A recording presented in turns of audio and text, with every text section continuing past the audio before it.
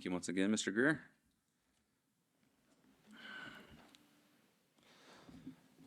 What did the drummer name his twin daughters? Anna 1, Anna 2. I heard that, Joanne. A group of office workers are getting together to get a card for Boss's Day. Boss's Day is October 16th this year, so if you haven't gotten anything for your boss, you got time. Everyone had signed it except old Joe. Now, Joe was kind of the old curmudgeon of the group, and they kind of knew that it was difficult to get Joe to participate in such things. So it turns out, he was the last one to get the card. So they gave the card to Joe, and they said, hey, when you're done, just seal it up, stick it in the boss's inbox. And he said, I don't know what to say. I can't think of anything. And he said, just think about something that, the boss is really good at, and just write it down. So he did. About an hour later, they saw Joe being escorted out the front door with all of his belongings. They said, Joe, what happened? He said, I got fired. He said, you got fired? He said, well, what'd you do? He said, I just gave him the card like you said. He said, well, what'd you write in it? He said, well, you said just to write something that, I thought the boss did really well. He said, yeah. I said, what'd you write? He said, I told him, he said, I've never seen someone so incompetent be able to stay employed so long. He says, your insensitivity knows no bounds, and the thoughtlessness towards your employees is unparalleled. Happy Boss's Day. That's probably not a very good career move, and we've probably all been able to relate to bosses maybe that weren't very good over the years. And particularly maybe we've known someone who was rather thoughtless at times and weren't very thoughtful of us or of others or their needs.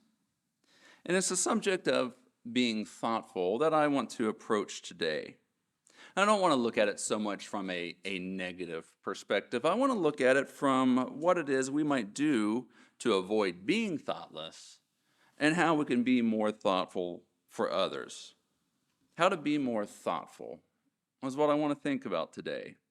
How to be more thoughtful. Let's begin by really defining what we mean by that. Perhaps maybe it's best done by thinking about what it means to be thoughtless. What it means to be thoughtless.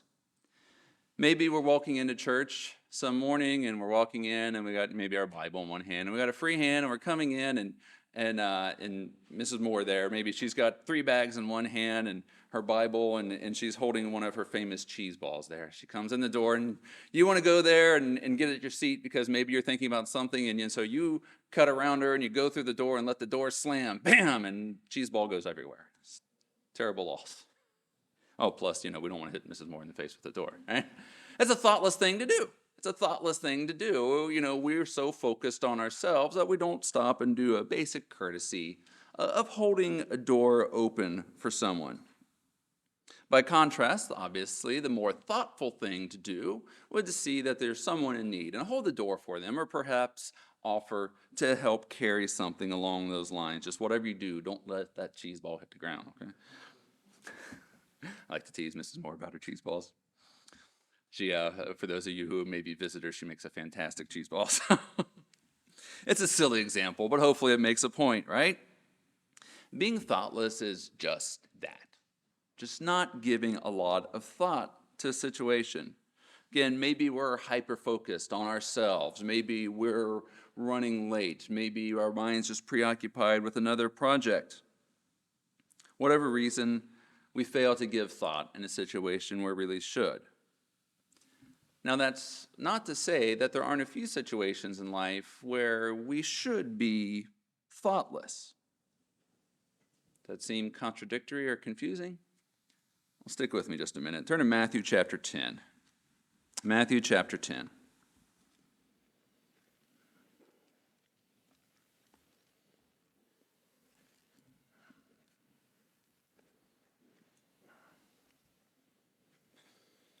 Matthew 10, and we're going to pick up the story in verse 17. And Jesus Christ speaking here says, "But beware of men, for they will deliver you up to councils and scourge you in their synagogues. You will be brought before governors and kings for my sake, as a testimony to them and to the Gentiles. But when they deliver you up, do not worry about how or what you should speak, for it will be given to you in that hour what you should speak. For it is not you who speak, but the Spirit of your Father who speaks in you. In other words, at that time of persecution, we shouldn't have to think about things too much. Jesus was preparing his disciples then, he's preparing us now for a time when we may go out, we may be preaching the gospel in a very direct way, or maybe in an inadvertent way. And there's certain things you do, of course, to prepare, but there are also things that you can't prepare for. And Jesus says, I'll give you help in that regard. Luke says a similar thing. If you go to Luke chapter 21,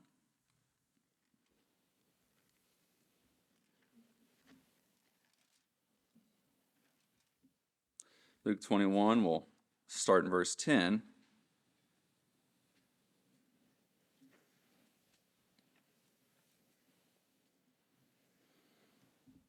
This, of course, part of the Olivet prophecy. Luke 21, verse 10, he says, Nation will rise against nation, kingdom against kingdom. There will be great earthquakes in various places, and famines and pestilences.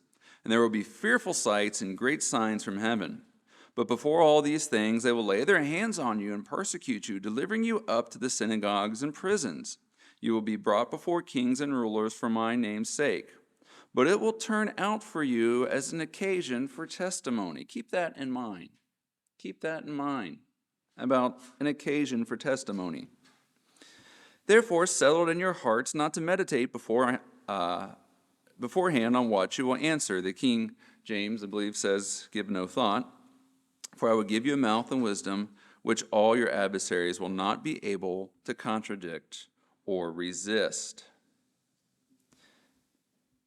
God will give us the right words at the right time when human emotions may overcome us. Now, of course, there's a prerequisite to that, and that is the fact that we are familiar and we are aware of God's word, that we study it, that it's a part of who we are, what we are. But here it's talking about someone comes to persecute us. And maybe it's not in the form of, national television and being, put on trial. Maybe it's someone, again, in the workplace. And maybe it's not really persecution. Maybe it's just a question. We do need to be prepared. We do need to know some things, why we believe what we believe.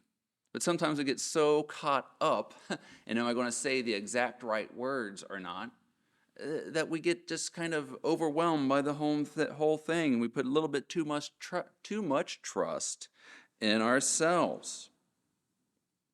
It's at that point in time you have to consider something about being thoughtful and thoughtlessness. Being thoughtful should be a thoughtless thought. Say that one more time.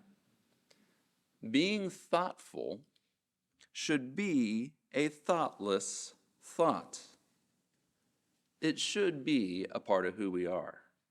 It should be ingrained in us that we should be thinking of others. The natural reaction, as we said, about opening a door for someone. Just a simple act of kindness. We shouldn't have to think too much about that, right? I think most of us were probably raised in that sort of a scenario. So clearly we see there are different types of thoughtlessness. There's a thoughtlessness where we're really not thinking about others. And then there's a thoughtlessness that comes because it's ingrained in us in a good way, in a positive way, that we are thinking about others. So being thoughtless in that, being thoughtful in that way should be a thoughtless sort of a thought.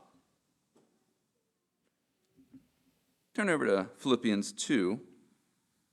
Verse 3, starting in verse 3. Philippians 2, verse 3. Common courtesies, like holding a door, those things should be an automatic part of our behavior. But the deeper act of being thoughtful, that needs to be a part of our behavior as well. And it's in this that we can see that testimony. Think about that testimony that Jesus Christ talked about. Philippians 2,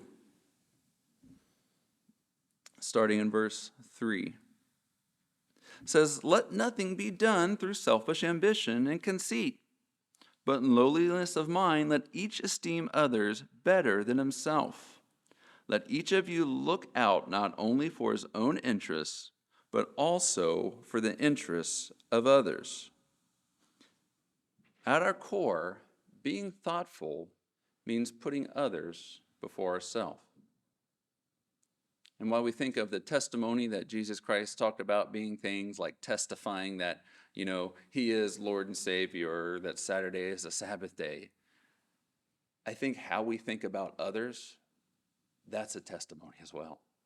That's a reflection of Jesus Christ and Christ living in us. It's not always some big, grandiose sort of display of talking about our faith that's a testimony, but how we treat other people, taking time to think about them. That's a testimony as well. Holding a door open again is a good thing. It's a part of being thoughtful. But really being thoughtful needs to go deeper than that. It needs to go deep to the core of thinking about others first. Thinking about others first. I'll give you an example. There's a guy who was watching the garbage truck come down the road.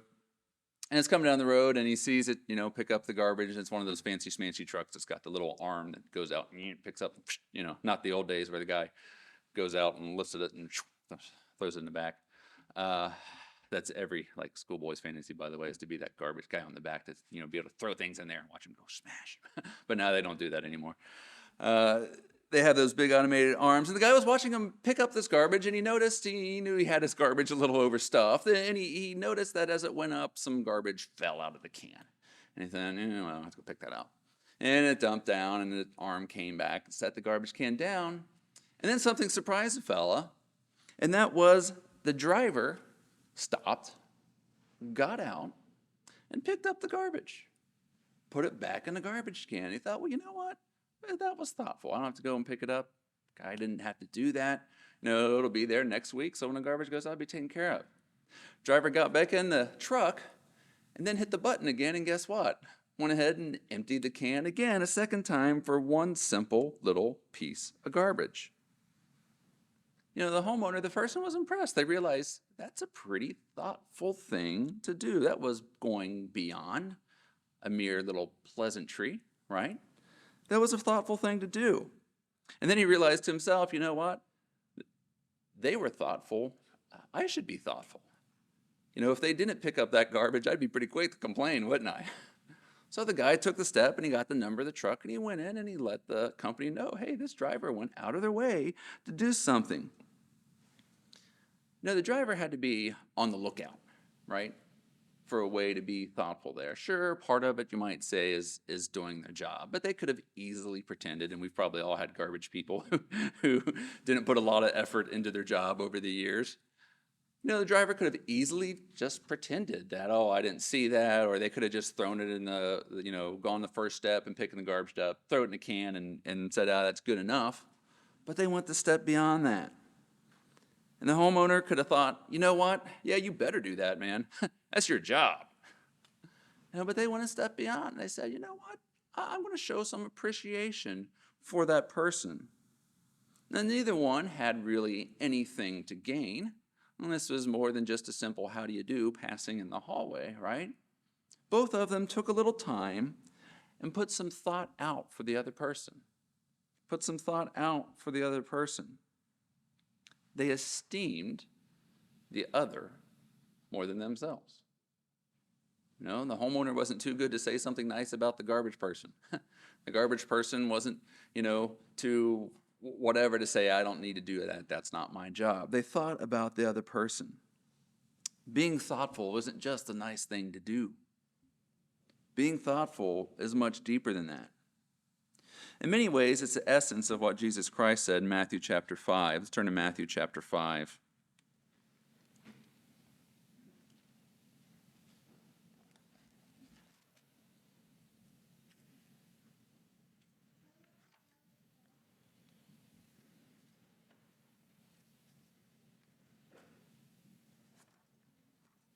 Matthew chapter 5. We're going to start in verse 38. Matthew 5 and verse 38. Again, Jesus speaking here says, "Have you heard that it was said, an eye for an eye and a tooth for a tooth?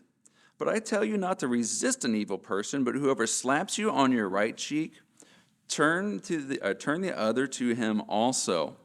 If anyone wants to sue you and take away your tunic, let him take your cloak also."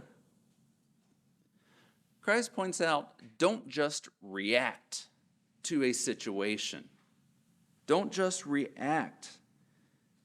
If someone slaps you, our automatic reaction is probably to reach out and slap them back.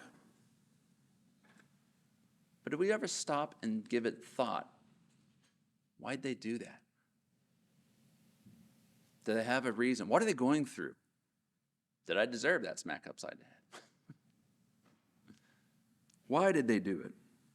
If someone sues you, perhaps there's merit to it. I talked about this a few weeks ago in a message. Some lawsuits are frivolous and people make wild accusations just to try to get attention or money, something like that. But not every accusation that's made against us is false. Sometimes people say things or do things, and it needs to provoke us to think. You get a speeding ticket going down the road, we can sit there and say, stupid cop, why couldn't you get that other guy who was going 5 miles an hour faster than I was? Maybe what we need to be thinking instead is, I probably should slow down. Should provoke us to some thought. Back up in verse 25 here, he says this. It says, "Agree with your adversary quickly while you are on the way with him, lest your adversary deliver you to the judge." Still in Matthew 5, by the way. "The judge hand you over to the officer and you be thrown in prison." Christ says, sometimes other people are right and you are wrong. You go through this, and we won't read the rest for sake of time. Verse 27, he talks about, the idea of committing adultery. It's not just a physical act, right? It's what goes on in your heart, or to the point of today's sermon, it's what we think about. It's the thought. What Jesus Christ is speaking very much about in here is the fact that our thoughts matter. Our thoughts really do matter. Verse 41.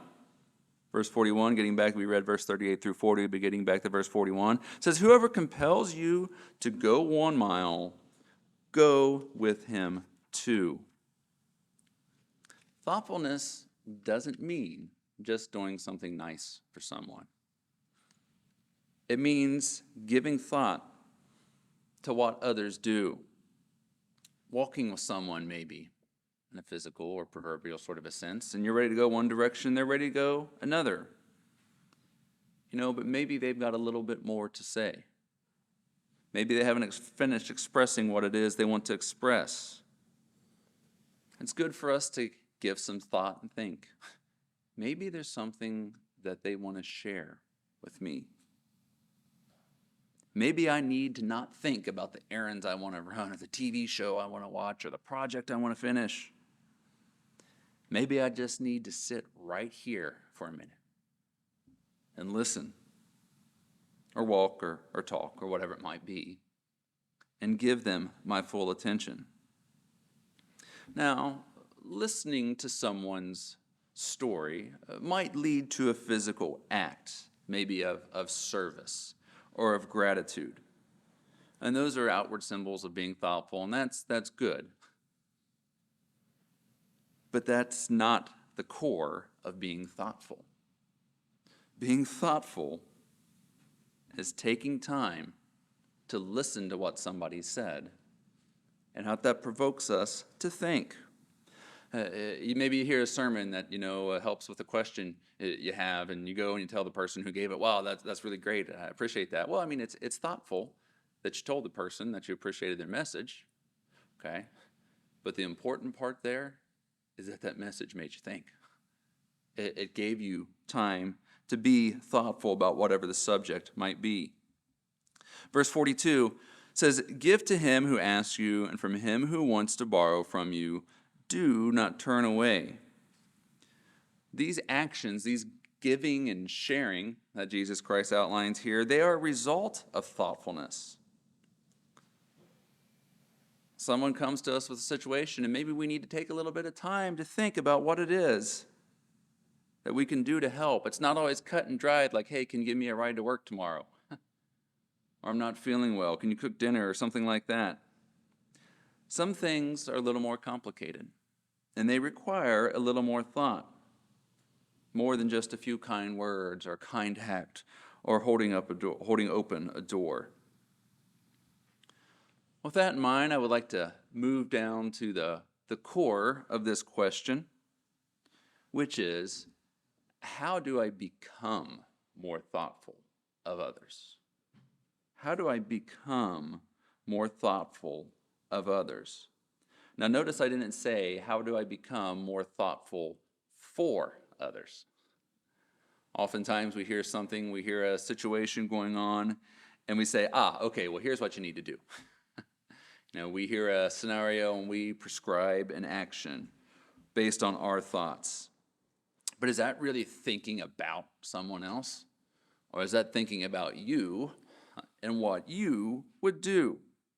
How do we think about others? Is it with compassion? Is it with condemnation? Or is it with compassion? Mr. Semino gave a message a few weeks ago about compassion. How do we think about others? In the time remaining, I'd like to offer 3 practical tips for thinking, being more thoughtful of others. 3 practical tips that will help us be more thoughtful for others. The first is an old piece of advice we've probably all heard a million times. Put yourself in their shoes, right? Put yourself in their shoes. We can all make decisions for what we think is best for someone else's life, because we know what we think, and we know what we do, and we know what's best for us, or at least we like to think so. But it might not be what's best for the other person. Turn to Matthew chapter 16. Matthew chapter 16. We'll start in verse 21. Matthew 16 and verse 21.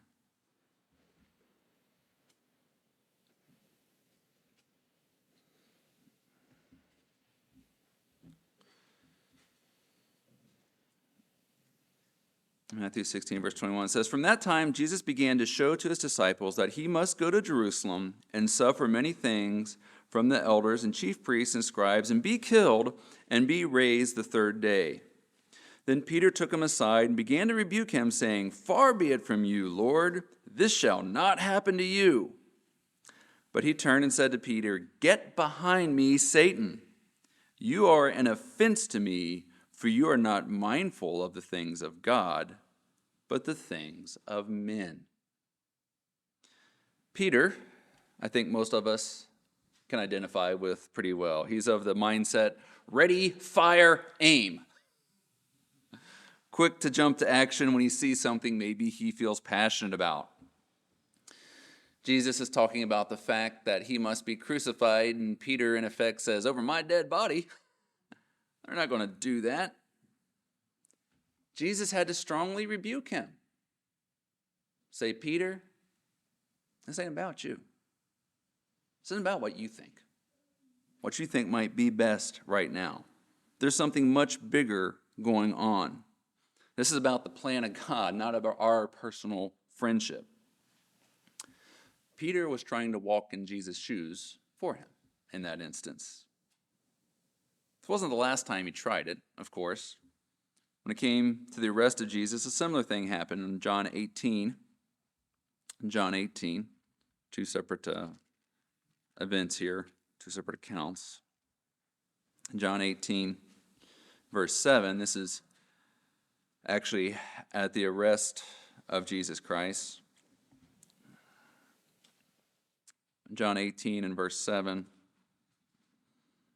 the troops had come out with a high priest And the Pharisees sending them and to arrest Jesus. In John 18, verse 7, he says, then he asked them, and he says, whom are you seeking? And they said, Jesus of Nazareth. And Jesus answered, I have told you that I am he. Therefore, if you seek me, let these go their way, that the saying might be fulfilled, which he spoke, of those whom you gave me, I have lost none. Then Simon Peter, having a sword, drew it and struck the high priest's servant and cut off his right ear. The servant's name was Malchus. Peter goes past words this time and reaches for his heater. Quick draw, McGraw goes out there and lops off the ear of the high priest. The Father had already laid out a plan. He had, metaphorically speaking, given Jesus the shoes that he was to be walking in. Peter wasn't in those shoes, but in that moment, he saw what he thought was best for the other. He prescribed his own treatment. He pulled out a sword, and he started fighting. Jesus in verse 11 says, Jesus said to Peter, put your sword into the sheath. Shall I not drink the cup which my Father has given me? That was Jesus' role. That was his shoes to walk in. We see situations all the time, and we think we know what's best. An addict should stop using drugs. Homeless man should get a job. A friend at work should quit living in sin and get married or some such thing. I'm not saying that sin is acceptable. I'm not saying that those things don't have consequences. But what I am saying is take a moment and give thought to what those people are going through in that situation. Maybe they're using and abusing drugs because of some greater emotional pain and torment that they're experiencing in life.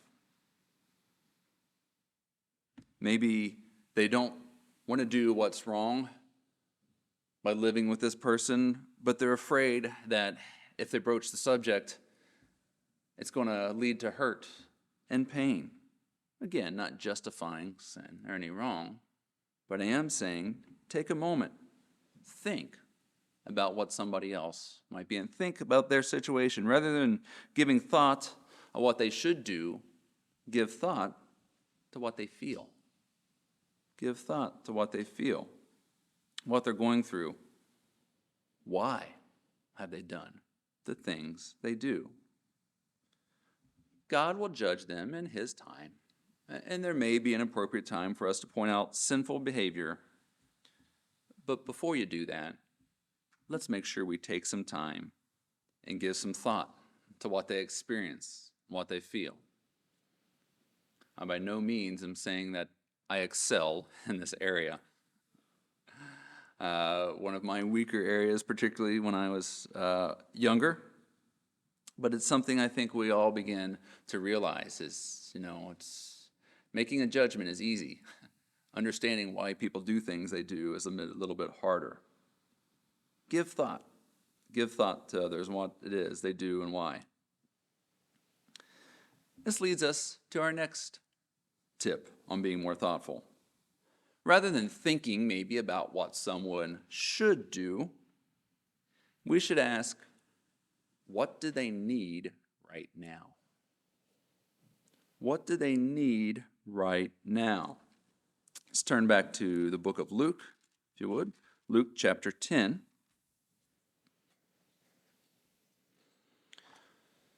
Luke chapter 10, we'll pick it up in verse 30, which is a very familiar parable of the Good Samaritan, but I'd like to take a little time and read through it this morning. Luke 10, verse 30.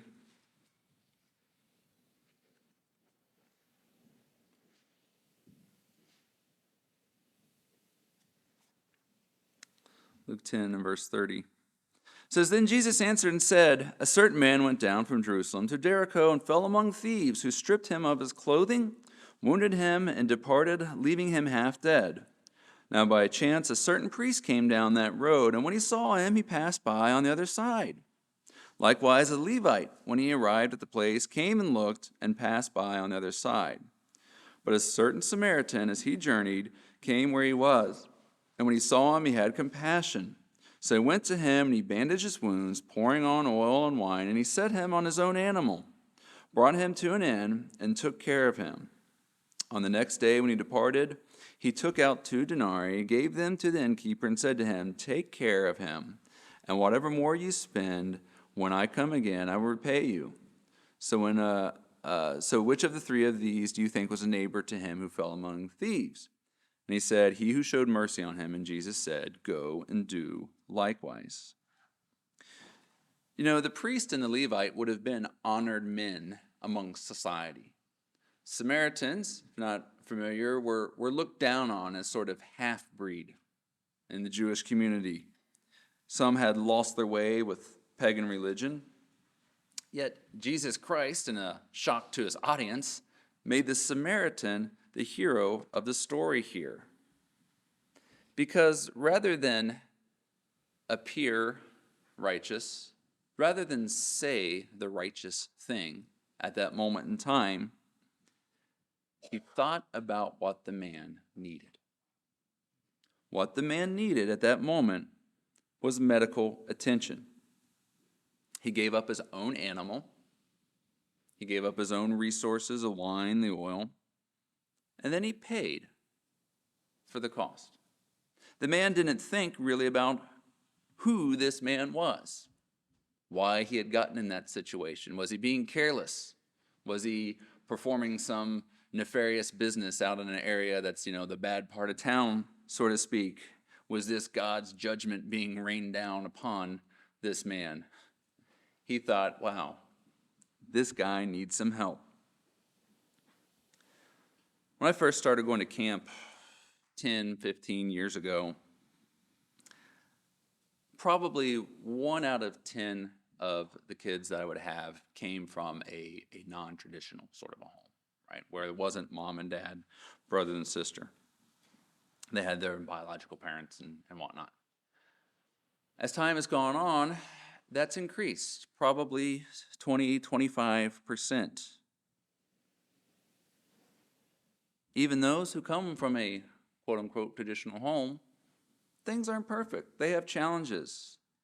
They have unemployed, underemployed sorts of scenarios. And it breaks your heart to see that basically any problem that exists in our world today, eventually we start to see the effects of, even within the body. Those kinds of things happen over time. Again, not saying that is acceptable, not saying that all the situations that led to that are okay or permissible, not going into any of that at all. But what does that teen need while they're at camp? The natural reaction of most staffers, myself included, is to try to fix things, right? Try to fix it. You're not going to fix a teenager's problems in 1 week at summer camp. You can't do it. What you can do, though, is you can provide them something they need for that week. You can provide them a positive, uplifting experience. You can be that male role model if that's what's needed. You can be a system, a network of support and of encouragement. You're not going to fix every problem, but you know what? You can give them what they need for 5, 6 days. Maybe they aren't committed to keeping the Sabbath day, but you can show them the benefits of keeping the Sabbath, the blessings that it brings. This particular point does require some discernment. The alcoholic on the street, if you ask them what they needed, they might say, "I need another drink." And, that's not the best thing for them at that point in time. What they might need better is a hot meal. We must understand there is a time to practice discretion there. We must ask, what do they need? Does that person need a speech on the evils of alcohol at that time? Or do they need a good meal? Get in out of the cold. The Samaritan saw a need. They saw a need, and they filled it. They didn't prescribe judgment. They didn't prescribe an answer. They saw a need, and they filled it. It's not always a public act. It's not always something someone sees. It's not necessarily financial. Sometimes it's not even something that the person that you're being thoughtful of is even aware of. Very often, being thoughtful involves praying for someone. Sometimes it's just that anonymous gift, a silent prayer on their behalf. In our effort to be more thoughtful, resist the temptation to give them what you think they need, and think more carefully, what is it that they need in that moment in time? Final tip I'd like to share today focuses on our words. Now, as I just said, being thoughtful doesn't necessarily mean we have to say something. It means that we can and should be praying for them. Sometimes it's silence, maybe it's an anonymous donation to a fund or something like that. But very often, being thoughtful requires that we use words. And when we use words, make sure those words are words of life. Words of life. Turn to John chapter 6.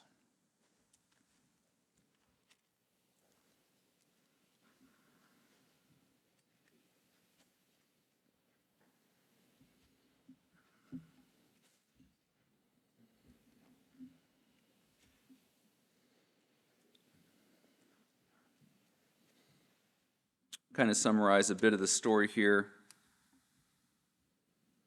Jesus had made the statement about being the bread of life. In verse 44 of John 6, he says, "No one can come to me unless the Father who sent me draws him, and I will raise him up at the last day." Verse 52, we see the Jewish community was quarreling among themselves, saying, what's he talking about? Let's pick it up in verse 53. Verse 53 says, "Jesus said to them, 'Most assuredly I say to you,'" excuse me, "'most assuredly I say to you, unless you eat the flesh of the Son of Man and drink his blood, you have no life in you. Whoever eats my flesh and drinks my blood has eternal life, and I will raise him up at the last day. For my flesh is food indeed, and my blood is drink indeed. He who eats my flesh and drinks my blood abides in me, and I in him. As the living Father sent me, and I live because of the Father, so he who feeds on me will live because of me. This is the bread which came down from heaven, not as your fathers ate the manna and are dead. He who eats this bread will live forever." People had a tough time with what he was saying. They didn't understand it. Verse 60, it says, "Therefore many of his disciples, when they heard this, said, 'This is a hard saying. Who can understand it?'" Some people thought, is he talking about cannibalism here? Cannibalism maybe here? Some people thought, well, who's he talk about that he can give life? Who's he think he is? This is a hard thing. Verse 61, "When Jesus knew in himself that his disciples complained about this, he said to them, 'Does this offend you? What then if you should see the Son of Man ascend where he was before? It's the Spirit which gives life.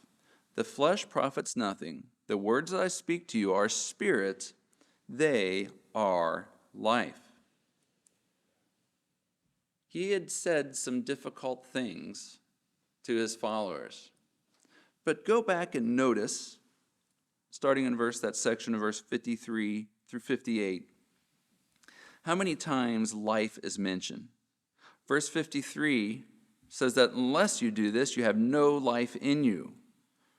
Verse 54 says, "Whoever eats my flesh, drinks my blood, has eternal life." Verse 57, "He who feeds on me will live because of me." Verse 58, "He who eats this bread will live forever." Jesus Christ was giving words of life. He was giving words of life. Verse 66, "From that time many of his disciples went back and walked with him no more. And Jesus said to the 12," so now he's down to the core group there. It says, "Then Jesus said to the 12, 'Do you also want to go away?' Some quit because they couldn't handle this. So he turns to that inner group and he says, 'Okay, guys, what do you want to do? If you're going to get, now's the time to get.' Verse 68, Peter says, Lord, to whom shall we go? You have the words of eternal life. To Peter's credit, he was quick to, pull out a sword and start cutting.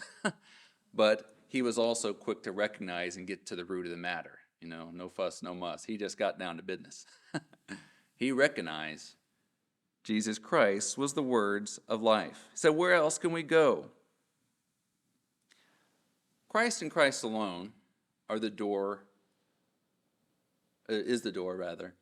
that you and I can enter salvation through. You and I can't be that for others. He is the bread of life. But you know what our thoughtfulness should include and what we can learn from this? Is that our words need to give life, not death, not condemnation, not judgment. Some examples of words of death versus words of life. Maybe on an important phone call and the kids are being loud. Words of death might be, shut up, why do you got to be so inconsiderate while I'm on the phone? Words of life would be, please be quiet, I can't hear. Could you maybe play in another room? Another scenario. Your brother buys a new Mustang, or slightly used Mustang with a turbocharged 4-cylinder. Words of death might be, you should have got a V8. Words of life would be, that's a great package of performance and fuel economy. A friend gets word their company is shutting down and they'll be losing their job. Words of death would be, oh, that's terrible. Do you think you're going to lose your house too? Words of life might be, I'm sorry to hear about that. I'll be praying for you. Your pastor's favorite football team loses a Super Bowl for the 3rd time. Words of death might be, well, your guy's offensive line really stinks and you can't do anything against a West Coast offense. Words of life might be, wow, Joe Burrow is an amazing quarterback and you'll be back next year. I try to have fun with a few of those, as you can tell. We don't have to gloss over difficult things or pretend that they didn't happen. But we can put some thoughts into our words. We can choose words that are uplifting and encouraging and that give life. Now, a caveat to this is that we've probably all maybe overthought things. Said, well, I was going to call, I just didn't know what to say.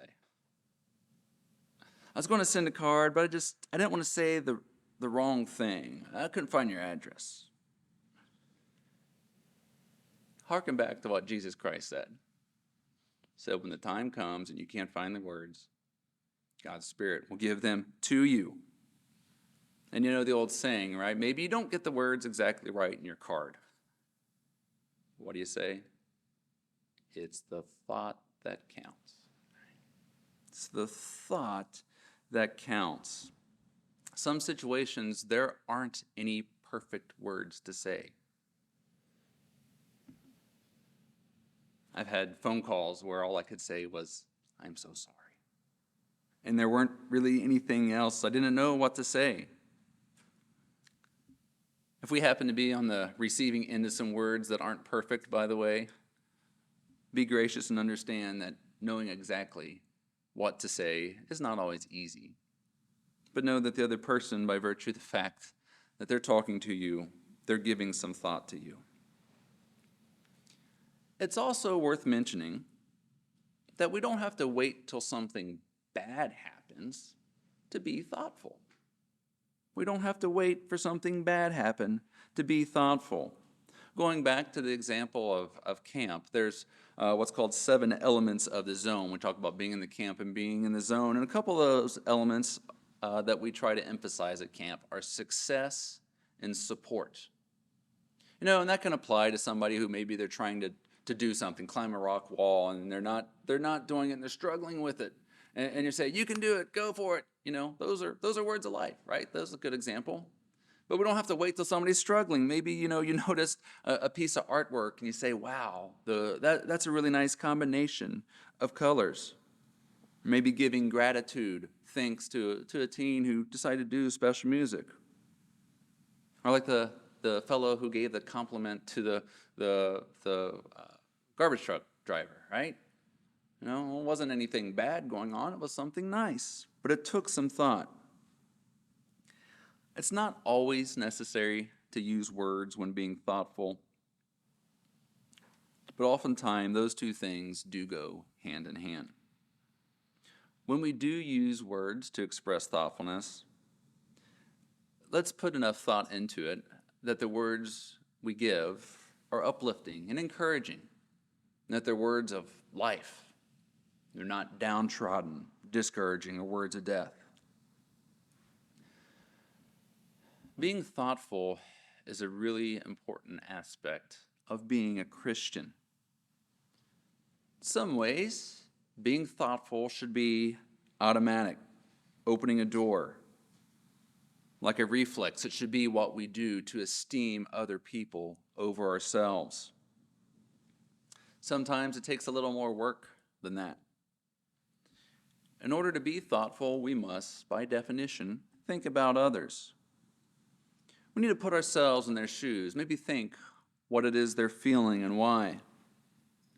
We need to consider what it is that they really need, not just what we think they need. And when it's time to actually use words, well, whether they're spoken, whether they're written down, our words should be of life and encouragement, not words of death and condemnation. Being thoughtful encompasses far more than just simple pleasantries and compliments. It involves taking time to actively think about others. May we all become more thoughtful in both our words and our deeds.